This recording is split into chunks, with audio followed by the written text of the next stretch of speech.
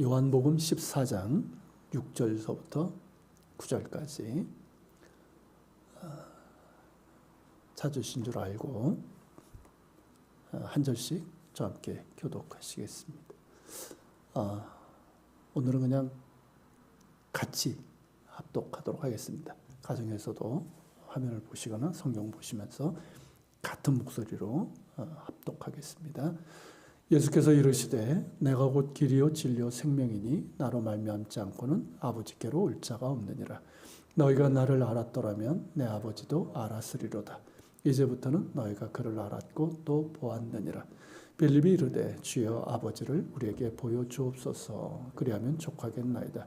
예수께서 이르시되 빌립아 본 자는 아버지를 보았거늘 어찌하여 아버지를 보이라 하느냐. 아멘. 제가 이스라엘에서 목회할 때 같이 예배드렸던 유대인 성도 사라라고 하는 여자분에게서 좀 특별한 볼펜 하나를 받았습니다. 파란색 바탕에 흰색 히브리어로 선명하게 글자가 새겨져 있는 볼펜인데 이렇게 써 있습니다. 히브리어가 지금 뒤집혔는데 아니하드렉 베하멧 베하임, 그러니까 나는 길이요 진리요 생명이니라는 그런 말씀입니다. 오늘 이제 본문 말씀이기도 하죠. 여러분들이 짐작하듯이 이 볼펜은 예수님을 메시아로 이제 믿는 메시아닉 유대인들 그런 교회에서 전도용으로 만든 겁니다. 그 볼펜을 받고 제가 정말 감동을 했습니다. 이건 이스라엘 위해서 좀 기도하시는 분들, 이스라엘 상황을 아시는 분들은 아마 공감을 하실 건데, 다른 언어도 아니고 히브리어로 나는 길이요 진리요 생명이니라는 이 말씀이 쓰여 있는 것 자체가 감동인 거죠. 정말 예수님 믿기 어려운 유대인들이 예수님을 만나고 나서 고백하는 성경 구절이기 때문에 더욱더 감동이 있는 것이죠. 유대인들 중에 양식이 있고 비교적 이제 기독교에서 호의적인 지성인들 가운데 이렇게 말하는 사람들이 있습니다. 우리는 우리 자신의 길인 유대교가 있다. 그리고 당신들에게는 기독교라고 하는 길이 있다. 우리들은 우리에게 주어진 길을 따라 하나님을 예배한다. 하나님의 은혜가 이방인들에게는 예수로 주어졌고 우리 유대인들에게는 토라로 주어졌다. 이 말에 대해서 여러분들 어떻게 생각하십니까? 일리 있다고 생각하십니까? 옳다고 생각하시나요? 언뜻 듣기에는 꽤나 상식적인 것 같고 호의적으로 또 합리적으로 들리기도 합니다. 최소한 기독교와 예수님에 대해서 이제 저주를 퍼부으면서 거부한 말은 아니기 때문입니다. 그러나 이 말은 그럴듯하지만 옳은 말이 아닙니다. 이 말은 종교다원주의자들이 하는 말과 별반 다르지 않습니다. 종교다원주의에서는 그렇게 말하죠. 하나님에게 이르는 길은 여러 개가 있다. 즉 구원에 이르는 길은 여러 개가 있다는 것입니다. 그러므로 모든 종교는 구원이 있고 서로의 종교를 존중해야 한다라고 말을 합니다. 상당히 그럴듯하죠. 하지만 우리가 혼동해서는 안 될 것이 뭐냐면 이건 사람들이 만들어낸 사상일 뿐이라는 거예요. 이론일 뿐입니다. 다원주의 사회에서 우리가 이제 다원주의 사회에 살고 있지 않습니까? 타종교에 대한 어떤 존중, 이해, 대화는 필요하지만 하나님께 이르는 구원에 관해서는 분명한 이해를 가지고 태도를 취해야 됩니다. 사람에게서 나온 이론이 아니라 하나님에게서 나온 말씀을 따라야 한다는 것입니다. 성경은 우리에게 분명하게 말합니다. 자, 같이 읽어볼까요? 사도행전 4장 12절입니다. 다른 이로서는 구원을 받을 수 없나니 천하 사람 중에 구원을 받을 만한 다른 이름을 우리에게 주신 일이 없습니다. 분명한 하나님의 말씀이에요. 그러니까 하나님께서 천하 사람들 중에 구원을 받을 만한 이름은 딱 하나만 주셨다는 것입니다. 그 이름이 무엇입니까? 예수 그리스도이십니다. 오직 예수 그리스도만이 천하 사람들이 구원받을 수 있는 유일한 이름이고 하나님께 이룰 수 있는 유일한 길이라는 것입니다. 자, 그리고 이제 이어서 우리 본문 6절을 같이 한번 읽겠습니다. 내가 곧 길이요 진리요 생명이니 나로 말미암지 않고는 아버지께로 올 자가 없느니라. 굉장히 유명한 말씀이죠. 이 부분을 이제 영어 성경으로 보면 제가 밑줄 친 부분만 보면 화면에서 여러분들이 보시는 것처럼 I am the way, the truth and the life 이렇게 되어 있습니다. 아주 간단한 문장인데 여기서 우리는 굉장히 중요한 의미를 볼 수가 있습니다. 우선 I am이라는 글자입니다. 잘 보시면 I는 뭐 당연히 이제 영어에서는 대문자로 쓰지만 M 역시 대문자로 되어 있습니다. 이건 제가 한 것이 아니라 성경에 그렇게 되어 있습니다. 그 이유가 있어요. 헬로는 이제 I am 이것을 이제 에고 에이미라고 하고요. 구약 성경에서 히브리어로는 이제 뭐 아니라는 말로 이제 아니후 뭐 이렇게 얘기해요. 아니후 아니 그렇게 얘기를 하는데요. 그러니까 나는 나다라는 그런 말입니다. 우리 성경이나 이제 영어 성경에서는 나는 뭐뭐이다라고 그런 의미로 그렇게 번역될 수 있지만 이것은 보다 훨씬 더 깊고 중요한 의미가 담겨져 있는 그런 말입니다.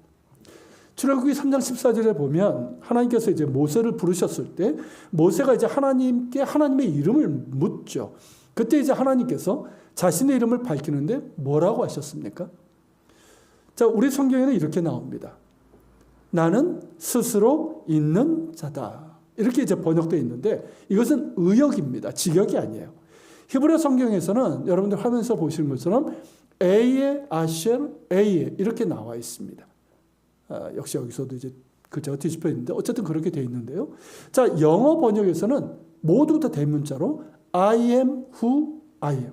뭐 어떤 성경은 who만 이제 소문자로 되어 있고 다 I am은 대문자로 되어 있습니다.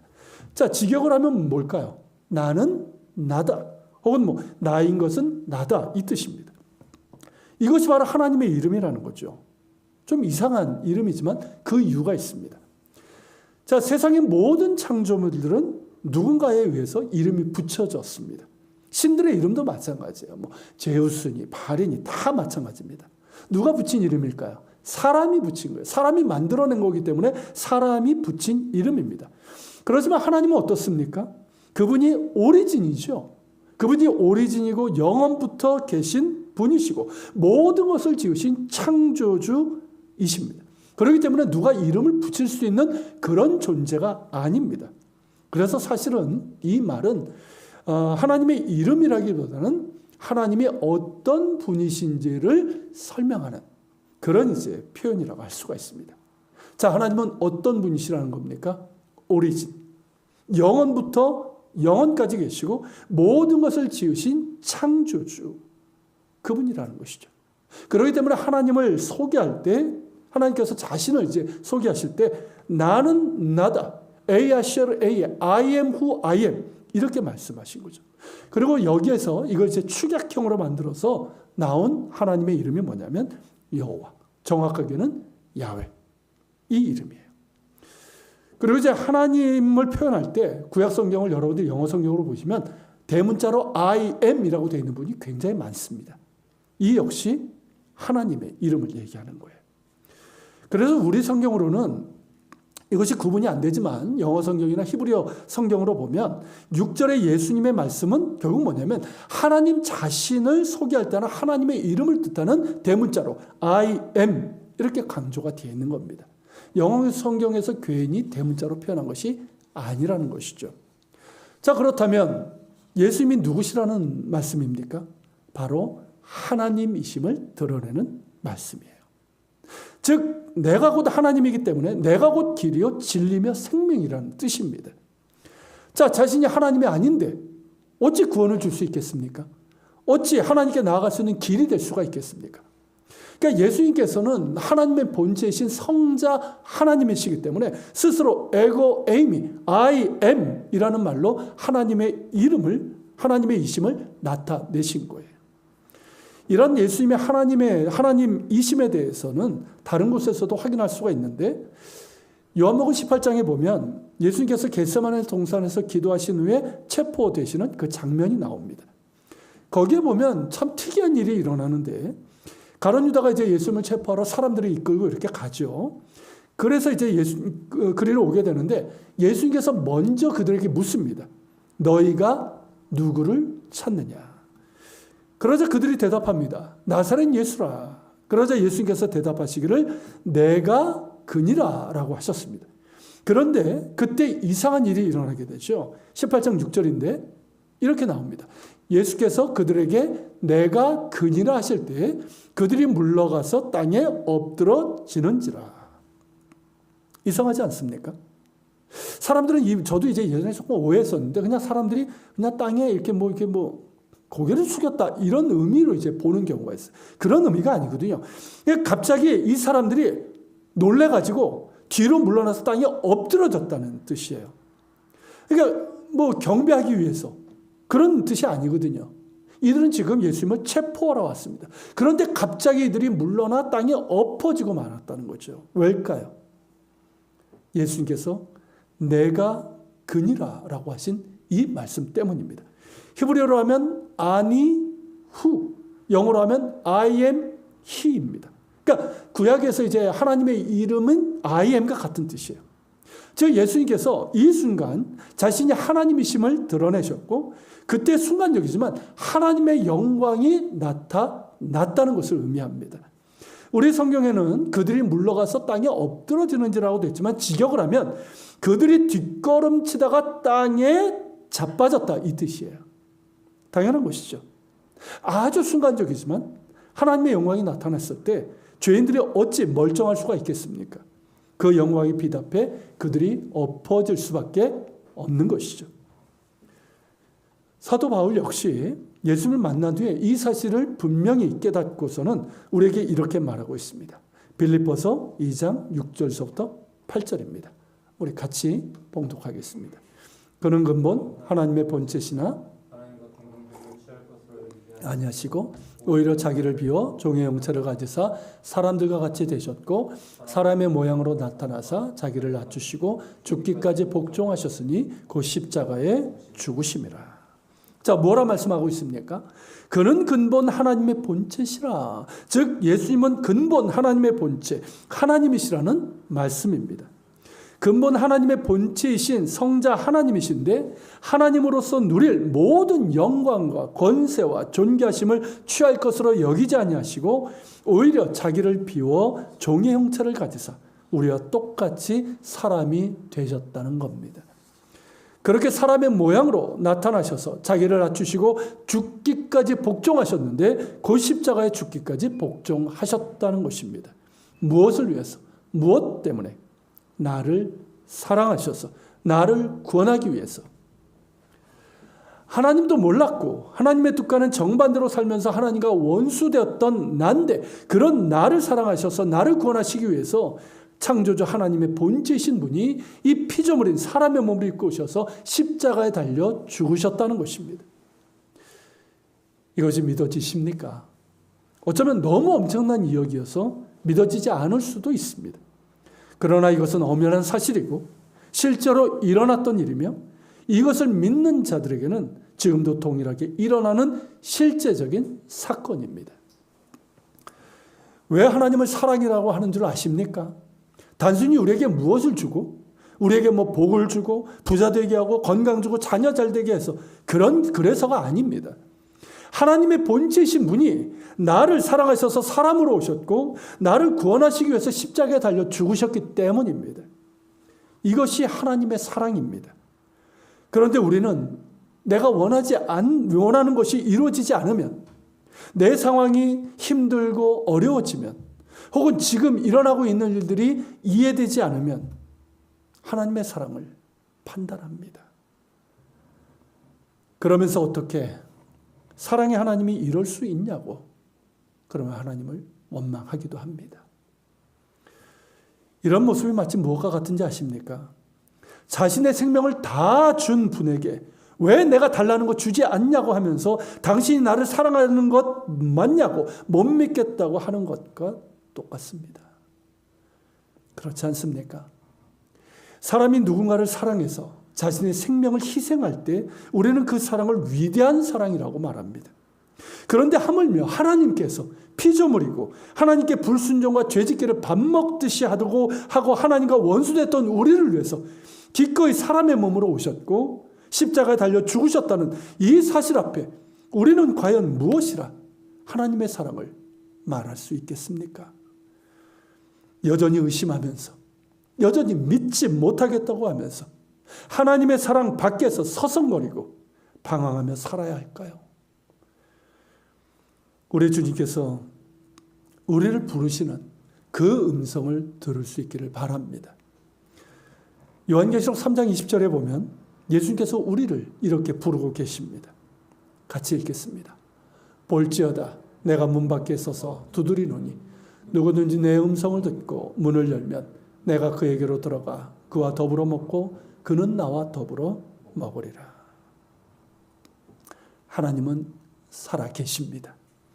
내가 예수님을 믿으면 그 하나님이 나의 하나님이 되는 거예요. 하나님은 사랑이십니다. 내가 예수님을 믿으면 그 하나님의 사랑이 내 안에 거하게 되는 거예요. 내가 하나님의 사랑 안에 거하게 되는 것입니다. 이러한 주님의 부르심에 믿음으로 응답하는 우리 모두가 될 수 있기를 바랍니다. 또한 예수님의 이름을 부를 때마다 그 이름 안에서 들으시고 응답하시는 하나님을 기억할 수 있기를 바랍니다. 여러분, 예수님의 이름 뜻이 무엇이죠? 예수님의 정확한 이름은 예슈아입니다. 예슈아라는 이름은 여호와라는 하나님의 이름과 구원하다라는 단어가 합쳐진 이름입니다.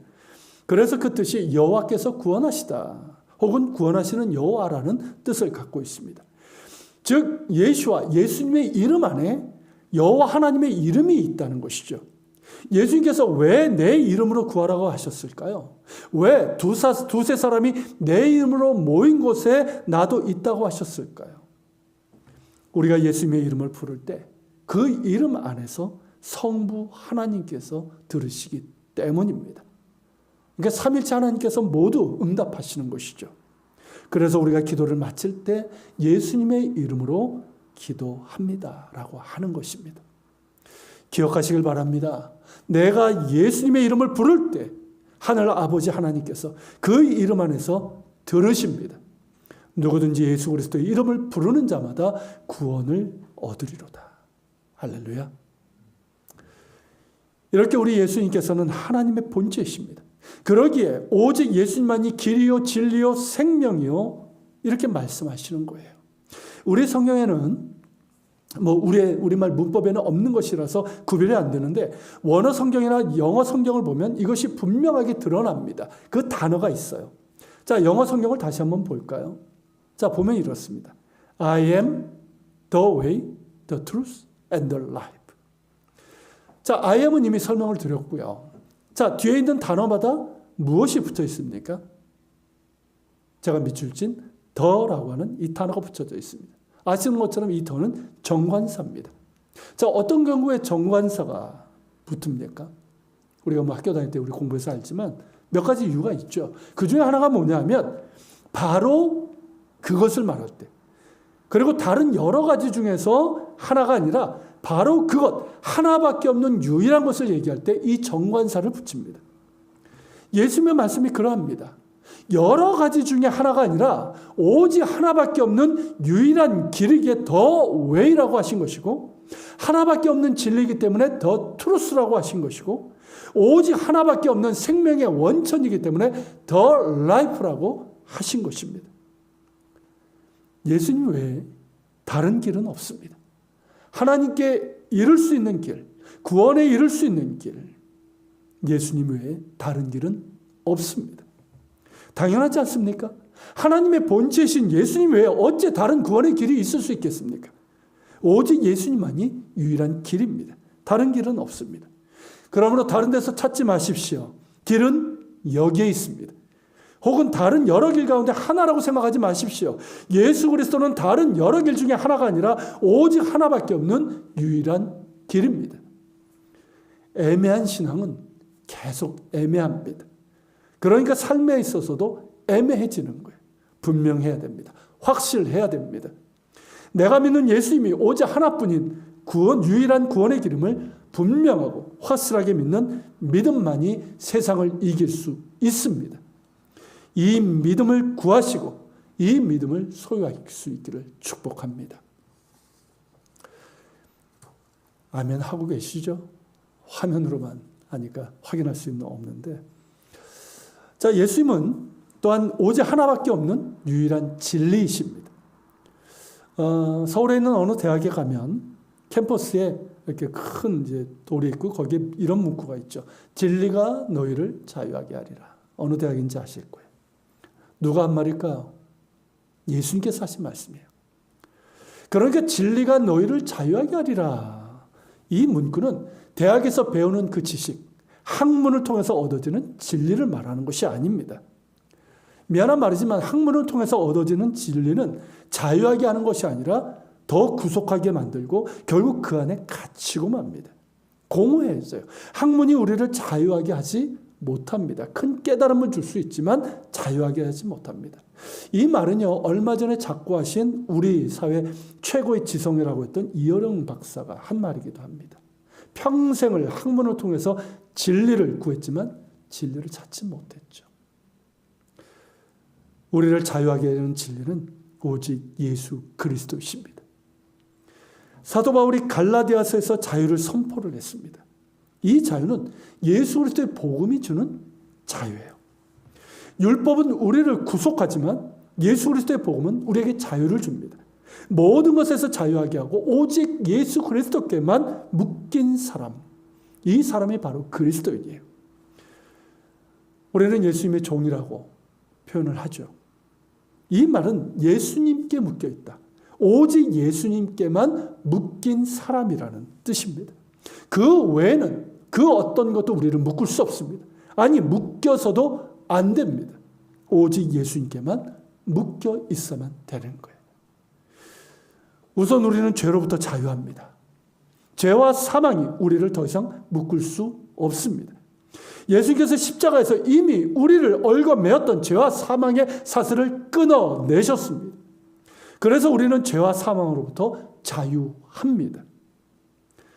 이 말을 듣고 나는 자유하지 못한데 하는 분들이 있을 겁니다. 맞습니다. 여전히 죄와 허물이 있습니다. 그러나 이 모든 죄와 허물을 예수님 앞에 들고 나와서 자백하고 용서를 구하면 모든 죄를 사해 주십니다. 그리고 우리가 진정으로 회개하고 용서를 받으면 우리는 죄로부터 이길 힘을 얻게 됩니다. 거룩하신 예수님의 용서가 닿는 사람에게는 거룩의 능력이 부어집니다. 또한 성령께서 우리를 도우십니다. 우리가 기억해야 될 것이 바로 이것입니다. 우리의 죄를 사하시고 우리를 죄로부터 자유하게 하시는 것은 예수님이시지만 우리에게 주어진 명령은 구별된 거룩한 삶이고 성령을 따라 사는 삶이라는 것입니다. 즉 용서를 받은 사람답게 죄의 자리로부터 구별된 삶을 살아야 한다는 것입니다. 자, 용서받았다. 그런데 여전히 죄의 자리에 있다. 나를 더럽히는 자리에 앉아있다. 죄인의 길에 서있다. 오만한 자의 자리에 앉아있다. 이것은 결코 옳은 모습이 아닙니다. 이것은 예수님께서 자유하게 하신 것을 다시 짊어지는 어리석은 모습입니다. 염려와 걱정도 마찬가지죠. 그리스도인은 염려와 걱정으로부터 자유한 사람입니다. 초대교회 성도들은 스스로 그렇게 얘기했거든요. 나는 염려, 걱정으로 자유한 사람이에요. 그게 티테디오스라는 말이었죠. 자, 왜 그리스도인은 염려, 걱정으로 자유할까요? 무엇을 먹을까, 마실까, 입을까 구하는 것은 하나님을 모르는 사람들이나 하는 것이고 우리의 하늘 아버지께서는 우리에게 있어야 할 것을 아시기 때문입니다. 우리에게 독생자를 아끼지 아니하신 하나님께서 내 삶을 붙들고 계시기 때문입니다. 내 모든 것이 하나님의 것입니다. 믿으십니까?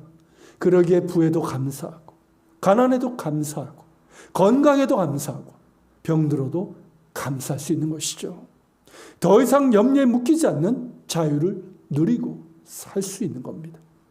만일 예수 믿는다 하면서도 여전히 늘상 염려, 걱정에 짓눌려 있고 불평, 불만에서 벗어나지 못하고 있다면 그건 무언가 잘못 믿고 있는 겁니다. 그리스도인은 염려로부터 자유한 사람이고 범사에 감사할 수 있는 사람입니다. 그러게 성경은 우리에게 무엇을 명령합니까? 히브리서 12장 1절 2절입니다. 같이 같은 목소리로 읽겠습니다. 이러므로 우리에게 얽매이기 쉬운 죄를 벗어버리고 인내로서 우리 앞에 당한 경주를 하며 믿음의 주여 또 온전하게 하시는 이인 예수를 바라보자. 자, 뭘 말씀하고 있습니까? 모든 무거운 것과 얽매이기 쉬운 죄를 벗어버리라는 거죠. 예수님께서 우리를 자유하게 하셨어요. 그 자유하게 하신 자유를 다시 죄 짓는데 사용하지 않도록 모든 무거운 것과 얽매이기 쉬운 죄를 벗어버리라는 것입니다. 그런 가운데 인내로서 우리 앞에 당한 경주를 하며 믿음의 주여 또한 우리를 온전하게 하시는 이신 예수님을 바라보며 거룩한 삶, 예수님께서 기뻐하시는 삶, 예수님을 닮아가는 삶을 살아가라는 것입니다. 그런 우리가 될 수 있기를 바랍니다. 그리고 이 진리라는 말은 히브리어로 에메트라고 합니다. 이 에메트라는 말은 우리 성경에서 명확하게 안 나오는 히브리어로 보게 되면요, 무슨 뜻인지를 명확하게 압니다. 이 에메트라는 단어는 여러분들이 화면에서 보시는 것처럼 히브리서 철자 3개로 되어 있습니다. 알렙, 멤, 타브인데 이 알렙은 히브리 알파벳 중에 첫 글자입니다. 그러니까 처음을 뜻합니다. 멤은 딱 중간에 있습니다. 그리고 타브는 맨 끝에 있습니다. 마지막을 뜻합니다. 그렇다면 진리를 뜻하는 이 에메트라는 단어는 무엇을 의미하는 걸까요? 진리는 뭐다? 처음과 중간과 마지막이 같은 것. 즉 처음부터 끝까지 변하지 않는 것. 이것이 진리라는 거예요. 맞죠? 그 시작이 아무리 좋고 그럴듯해도 중간에 변한다면 그건 진리가 아닙니다. 그 시작이 아무리 좋아도 그 마지막이 다르다면 그것은 진리가 아닙니다. 자, 시작은 좋고 그럴듯한데 마지막이 다른 것이 무엇인지 아십니까? 이단입니다. 한자로 보면 달을 이 끝단입니다. 즉 마지막 끝이 다른 것, 이것이 이단이죠. 처음엔 그럴듯합니다. 이단들 한번 보세요. 처음엔 그럴듯해 보여. 기존의 교회들보다 더 좋다고 얘기를 합니다. 말씀도 좋다고 얘기하고 성경 공부도 더 책에 있는 것 같습니다. 처음에는 아무런 차이가 없는 것처럼 보입니다. 처음부터 그런 얘기 안 해요. 똑같이 예수님 이야기고 성경 이야기합니다. 그런데 어떻습니까?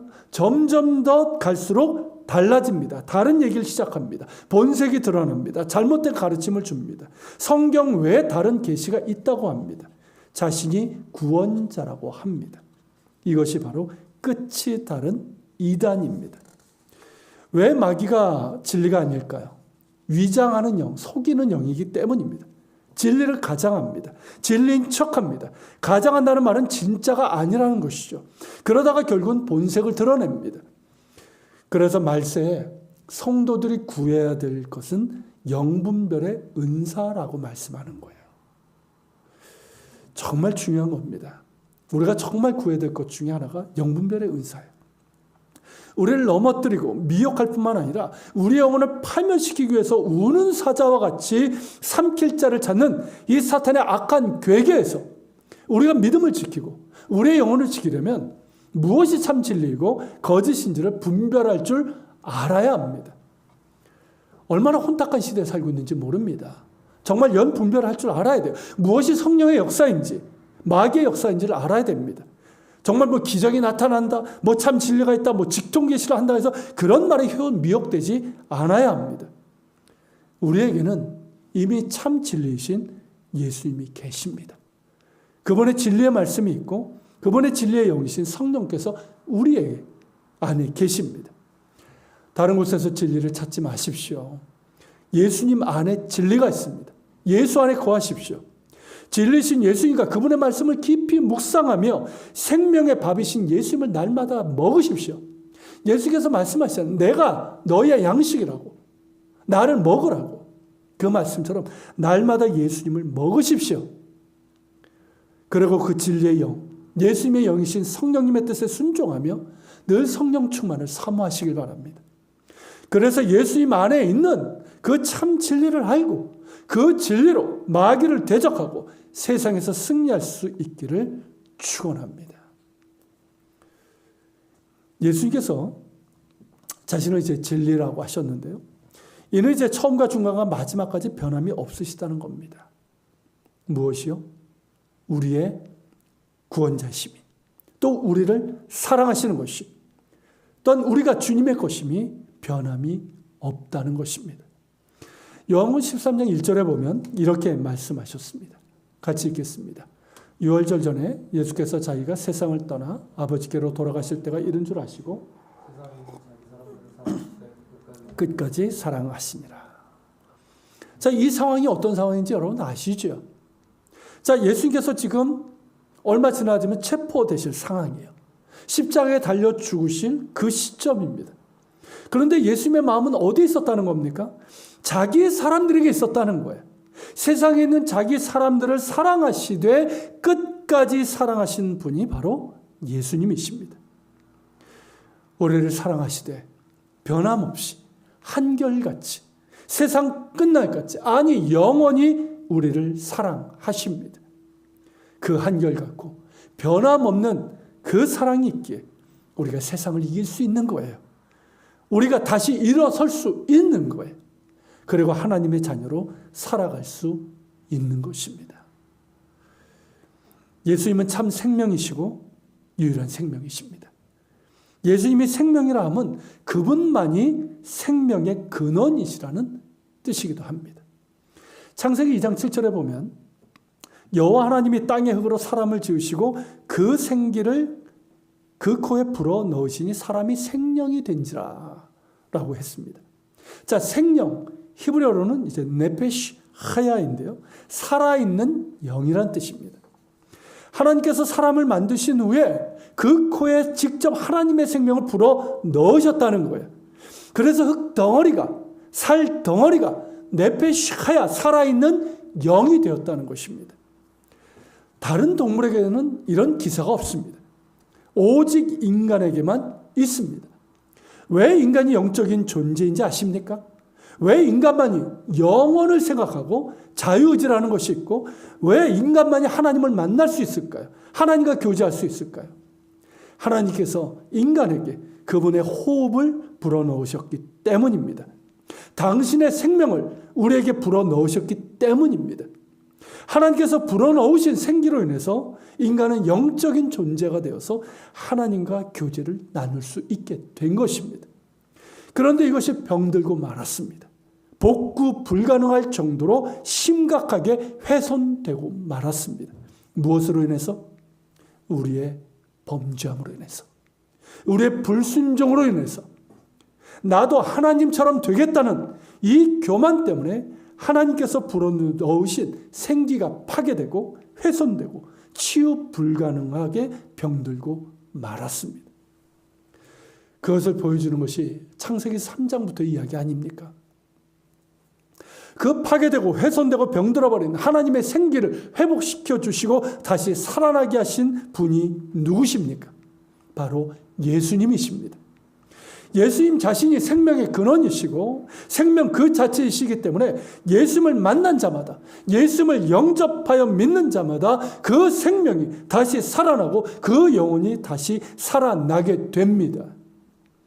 그래서 하나님과의 끊어졌던 그 관계가 회복되는 것이고 다시 하나님을 아버지라 부를 수 있게 되고 하나님과 친밀한 교제를 나눌 수 있게 되는 겁니다. 그래서 우리가 하나님께 기도할 수 있고 하나님께 이렇게 예배드릴 수 있는 것이죠. 나아가 영원한 생명, 영생을 주실 수가 있는 것입니다. 그래서 예수님께서 뭐라 말씀하셨습니까? 같이 읽어볼까요? 나는 부활이요 생명이니 나를 믿는 자는 죽어도 살겠고 무릇 살아서 나를 믿는 자는 영원히 죽지 아니하리니 이것을 내가 믿느냐. 생명을 줄 수 있는 것은 생명뿐입니다. 나무를 보십시오. 여러분 접붙이는 거 아실 거예요. 나무를 접붙일 때 죽은 나무에 접붙이지 않습니다. 죽은 나무에 붙이면 어떻게 될까요? 그 가지는 죽고 맙니다. 오직 살아있는 나무에 붙여야 됩니다. 그래야지만 가지가 살 수 있고 열매를 맺을 수 있습니다. 우리는 예수님께 접붙여진 사람들입니다.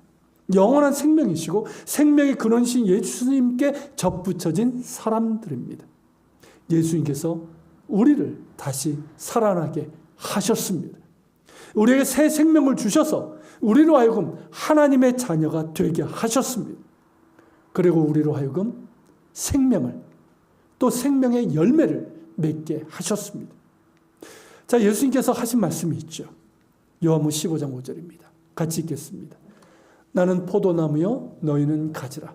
내가 그 안에 거하면 사람이 열매를 많이 맺나니 나를 떠나서는 너희가 아무것도 할 수 없습니다. 포도나무 비유죠. 포도나무는 예수님이시고 우리는 가지입니다. 우리가 포도나무이신 예수님 안에 있을 때 우리는 비로소 생명을 얻을 수 있다는 거예요. 그리고 열매를 맺게 된다는 것이죠. 그 열매가 무엇일까요? 한마디로 말하면 예수 열매입니다. 예수께서 그 마지막에 보면 사랑을 얘기하셨어요. 내가 너희를 사랑한 것처럼 너희도 서로를 사랑하게 되는 이 열매를 얘기하셨어요. 이게 결국 뭡니까? 예수 열매죠. 포도나무에 붙어있는 가지에게서 기대할 수 있는 열매가 무엇이냐? 당연히 포도 열매인 것처럼 예수라고 하는 이 나무에 붙어있는 가지에게서 기대할 수 있는 열매는 무엇이겠습니까? 당연히 예수 열매죠. 예수님을 닮은 인격과 삶의 열매입니다.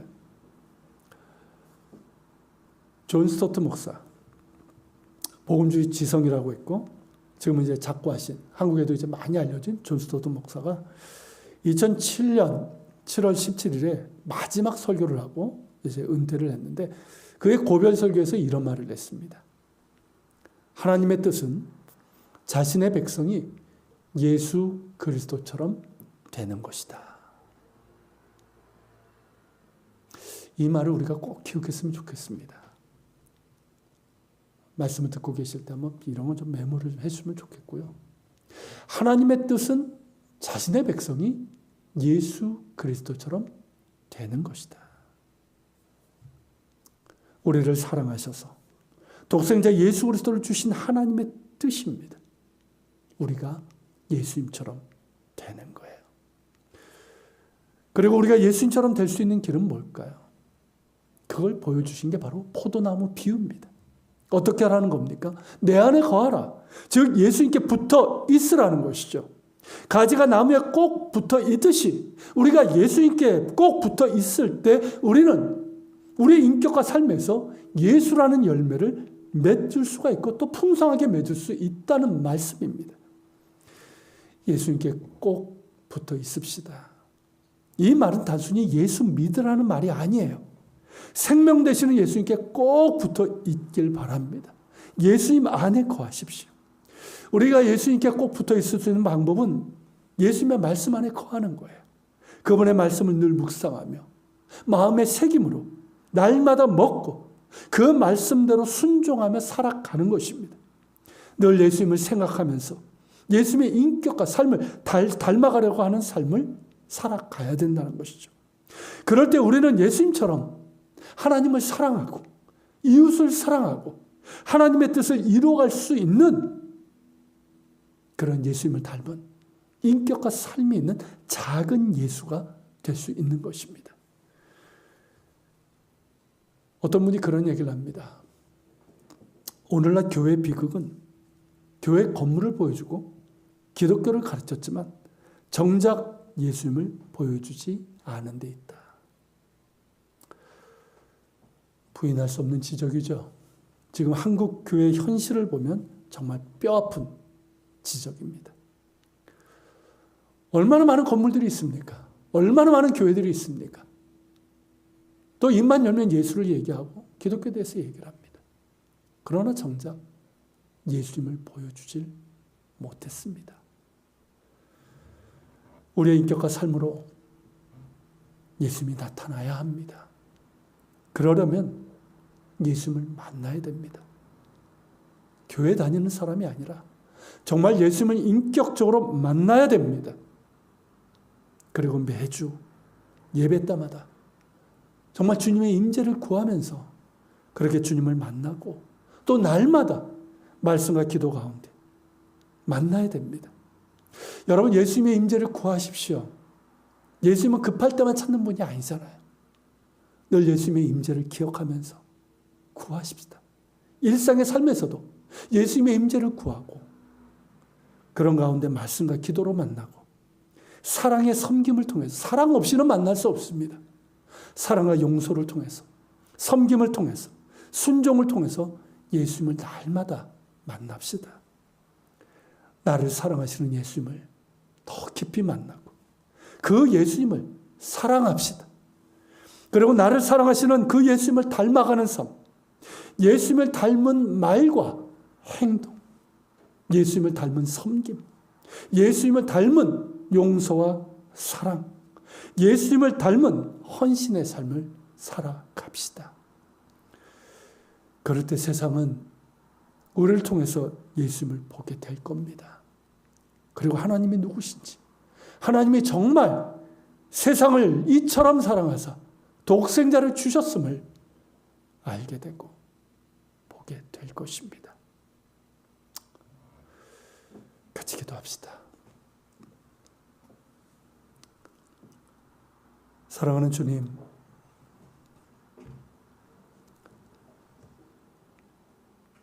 오늘 하나님 앞에 예배드리며 주께서 주신 이 말씀을 가지고 함께 기도합니다. 주님, 나는 길이요 진리요 생명이라 하신 주님,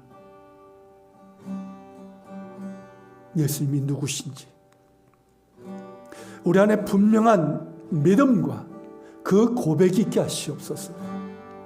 애매한 믿음이 아니라, 흔들리는 믿음이 아니라, 예수는 하나님이시라는 하나님의 본체요, 우리 가운데 오신 임마누엘의 하나님이심을 우리가 분명히 깨닫고 믿으며 이 믿음으로 세상을 이길 수 있게 하여 주시옵소서. 오직 예수님만이 길이십니다. 다른 길은 없습니다. 하나님께 이룰 수 있는, 구원에 이룰 수 있는 길은 오직 예수밖에 없습니다. 이 길로 가게 하여 주시고, 예수님만이 진리이십니다. 변함없는 진리요, 한결같은 진리입니다. 헛된 것에서 진리를 찾지 않게 하시고, 진리이신 예수님 안에 거하며 진리가 너희를 자유하게 하려 하셨사오매, 우리를 자유하게 하시는 이 진리 가운데서 우리가 죄와 그런 허물로부터 자유하게 하시고, 또 염려와 걱정으로부터 자유하게 하시고, 우리 안에 있는 상처로부터 자유하게 하여 주시옵소서. 오직 예수님께만 묶여있는 저희가 되게 하여 주시길 원합니다. 또한 영원부터 영원까지 사랑하시는 그 사랑을 기억하며 주님을 기뻐하게 하여 주옵소서. 예수님만이 생명이십니다. 생명의 근원이시기 때문에 우리에게 생명을 주실 수 있나이다. 죄로 인해서 죽었던 우리를 살리시고 우리를 하나님의 자녀 되게 하시고, 또한 우리로 하여금 열매 맺게 하십니다. 주님, 바라옵기는 우리를 향한 하나님의 뜻대로 우리가 예수님처럼 되길 원합니다. 그저 예수 믿는 신용 내는 사람이 아니라, 교회 다니는 사람이 아니라, 예수 닮은 열매, 우리의 인격과 삶으로 예수님을 보여줄 수 있고 하나님을 드러낼 수 있는 그런 작은 예수의 열매를 맺기를 원합니다. 하나님, 우리의 불순종을 용서하여 주옵소서. 한국교회가 그동안 교회 건물을 보여주기에 바빴고 그저 기독교에 대해서 말하기만 바빴을 뿐 저 예수님에 대해서는 보여주지 못했습니다. 그것이 지금의 현실 아닙니까?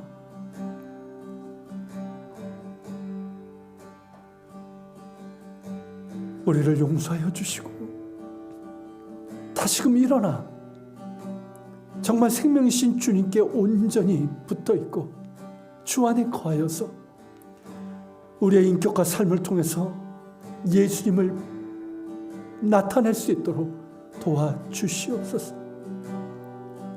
하나님의 하나님 되심을 드러내게 하여 주시옵소서. 주님, 오늘도 주님 앞에 예물을 드립니다. 온라인으로 그렇게 11조와 주일의 예물과 감사의 예물을 주께 드립니다.